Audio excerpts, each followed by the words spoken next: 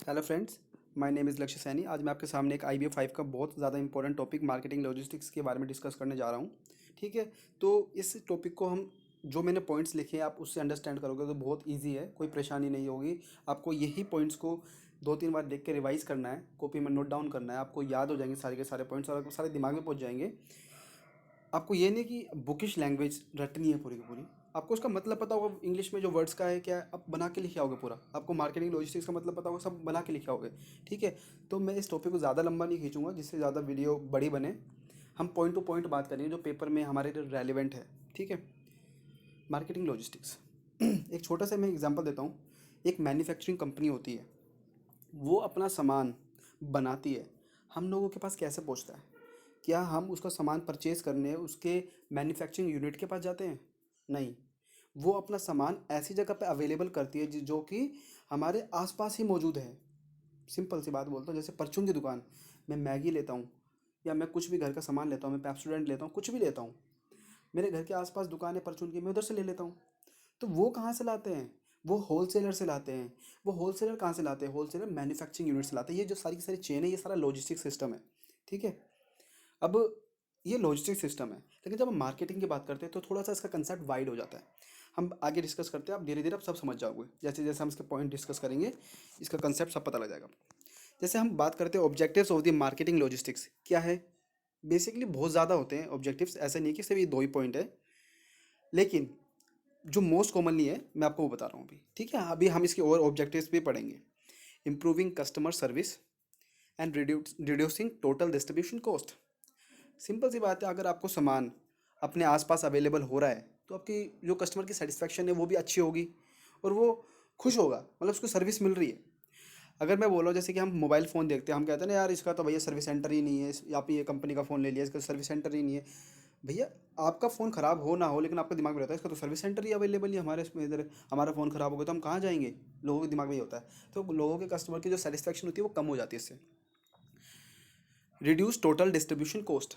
अगर जो कंपनी है, ठीक है, मार्केटिंग लॉजिस्टिक्स जब कंपनी करती है तो वो एक दो प्रोडक्ट को नहीं बेचती, वो बहुत सारे प्रोडक्ट को बेचती है। ठीक है। तो जिससे क्या होता है, जो कॉस्ट होती है ना वो कम हो जाती है डिस्ट्रीब्यूशन की। अब हम बात करते हैं मार्केटिंग लॉजिस्टिक्स के functions, which is primary and the secondary.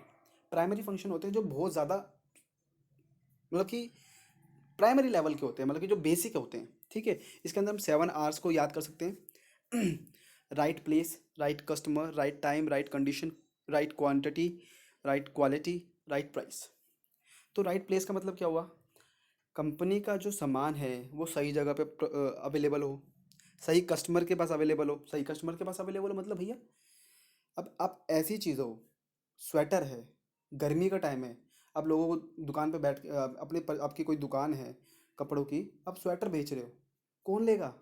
कोई कोई कोई मतलब है? आप ऐसी जगह पे वो प्रोडक्ट बेचो ना जहाँ पर उसकी ज़रूरत है। कहने का मतलब समझ में आया? ये बात है।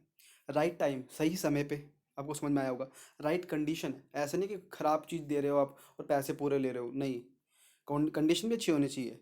राइट क्वांटिटी, सही मात्रा में हो सामान।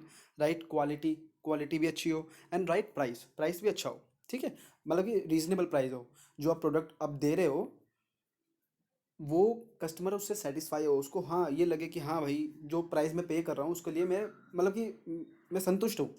ठीक है। और सिंपल सी बात है, सबको पता है कि भाई जो बंदा बना रहा है वो कुछ प्रॉफिट तो रखेगा अपने पास। लेकिन ऐसा नहीं हो कि भाई वो प्रॉफिट ही प्रॉफिट रखे लेकिन वो सामान भी ऐसे दे थर्ड क्लास और भाई पैसे भी पूरे ले, तो बंदा कस्टमर सेटिस्फाई होगा और ऐसे लॉन्ग टर्म में वो काम ही नहीं कर सकता।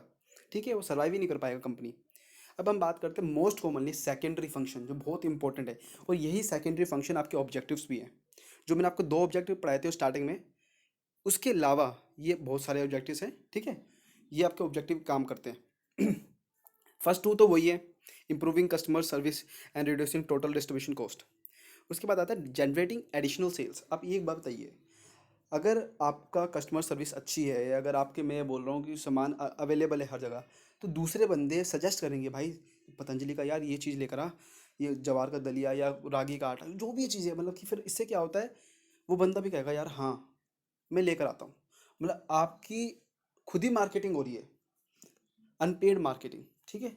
आपने कोई पे नहीं करा उस बंदे को, लेकिन उसको अच्छी लग गई, उसने दूसरों को सजेस्ट की, इससे क्या उसने परचेज़ किया तो सेल्स आपकी बढ़ी।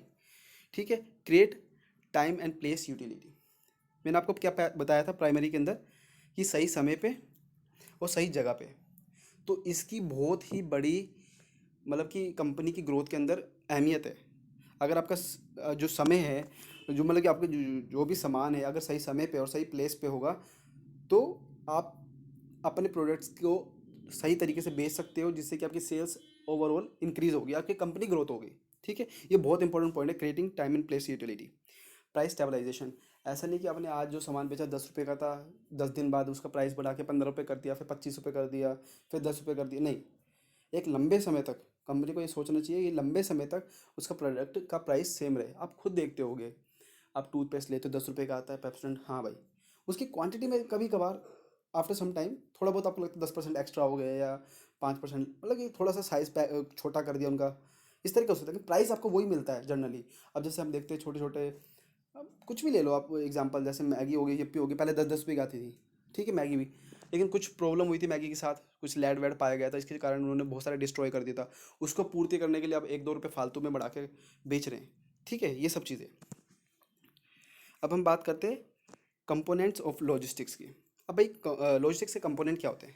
Availability of the stock, stock की अवेलेबिलिटी इसका एक बहुत बड़ा कंपोनेंट है, इसका हिस्सा है।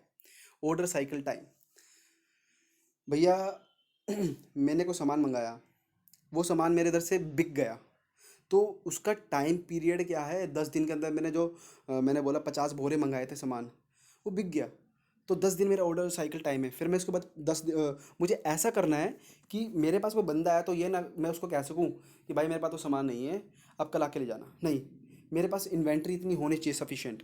ठीक है। फ्रीक्वेंसी ऑफ डिलीवरी, फ्रीक्वेंसी मतलब कि कितनी जल्दी जल्दी डिलीवरी हो रही है, कितनी जल्दी जल्दी हो रही है। जैसे अभी मैंने करी, हर 5 मिनट बाद, हर 2 दिन बाद डिलीवरी हो रही है मेरी सामान की, कहने का मतलब ये है। ठीक है।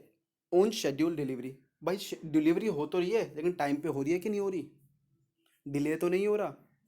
फिर आता है रिलायबिलिटी ऑफ द डिलीवरी, मतलब देखो एक चीज़ होती है ना रिलायबिलिटी, जब ऐसी बात कर देते हैं कि एक कंपनी की गुडविल बन जाती है, तो भाई सब बंदे संतुष्ट हो जाते हैं कि हाँ भाई ये कंपनी, हम वैसे बात करते हैं एप्पल महंगा है यार, लेकिन लोग आज भी बोलते हैं कि एप्पल पे सिक्योरिटी है, एप्पल का फ़ोन बहुत अच्छा है, मतलब कि as comparison to the android और वो सब कुछ। मैंने यूज़ नहीं किया, लेकिन बस, लेकिन एक रिलायबल है वो, क्यों? क्योंकि उसकी गुडविल उस लेवल की बना रखी है। ठीक है। तो ये कुछ कंपोनेंट्स थे, आप एक बार देखोगे, इसको रिवाइज करोगे, और एक बार आपको कोई प्रॉब्लम हो तो पूछ लेना मेरे से कमेंट सेक्शन पे। बाकी आप बुक से भी, जैसे मैंने पॉइंट्स लिख दिए, ये अपनी जो आपको स्टडी मटेरियल मिलता है उसमें से, ये सब कुछ जो मैंने उसमें से नोट्स बनाए थे, तो आप उसमें से भी ट्राई कर सकते हो, 1-2 बार रीड करोगे तो आपका हो जाएगा। बाकी पॉइंट्स ये लिख के आप इसी को रिवाइज करते रहो 2-3 बार, आपका ये कंसेप्ट क्लियर हो जाएगा। ठीक है। I hope you like this video, thank you very much.